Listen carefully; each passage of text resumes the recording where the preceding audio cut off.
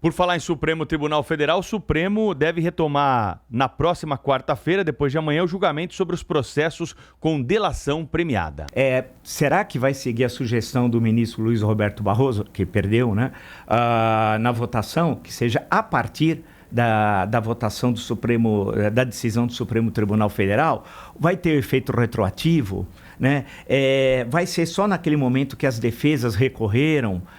Tem um monte de senões, tem que tomar cuidado de aprovar com efeito. Eu me lembro da velha discussão, já citei aqui rapidamente, uma questão complicada, mas do Tribunal de Nuremberg, né? E a questão do crime contra a humanidade, de você retroagir, você cria uma penalização e retroage, né? Isso é complicado. Não é que, vai lembrar que no Tribunal de Nuremberg você não tem fascínoros, que eles não deviam ser condenados à morte, foram, etc, etc. Mas havia a questão do crime contra a paz, crimes de guerra, né? Havia uma série de crimes que eram imputados àqueles que foram condenados à morte, outros a 20 anos de prisão, como o célebre de Albert Speer, o arquiteto preferido do Lula. Eu falo, tira Lula, do Adolf Hitler.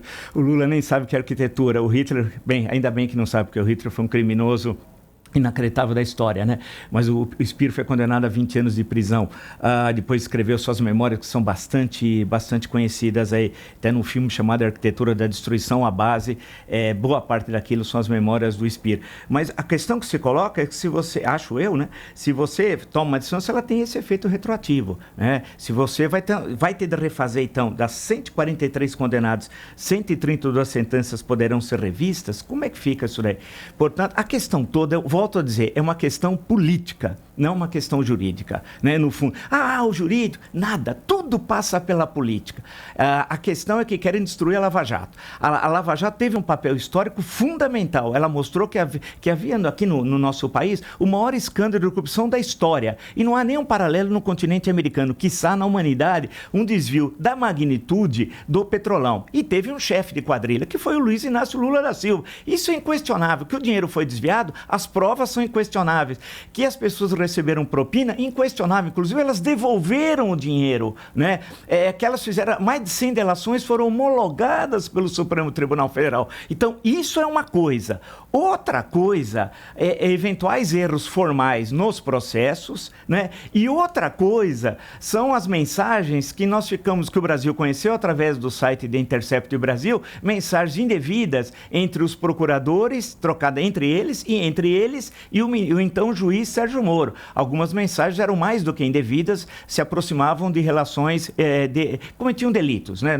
Eram crimes que eram cometidos e que e o juiz tem de ser absolutamente isento. Então, acho que a gente tem de separar essas três coisas para não misturar. Quer dizer, senão você começa a criar uma visão conspirativa e vem aquela ideia de que a Lava Jato foi uma conspiração, entre aspas, da CIA, que foi os Estados Unidos que queria pegar o petróleo no Brasil. Essa é uma leitura petista, né? E que o Lula ele é um preso político. Ele não é um preso político. É alguém que é condenado por corrupção, lavagem de dinheiro em um dos processos, que ele está cumprindo a pena, já condenado em terceira instância. Em terceira instância, ele foi condenado na 8ª turma do TRF da 4ª Região, na segunda instância, e na terceira pelo STJ. Portanto, outra vez, você tem a questão política permeando a discussão jurídica. Mas isso sempre foi assim, desde a Roma Antiga.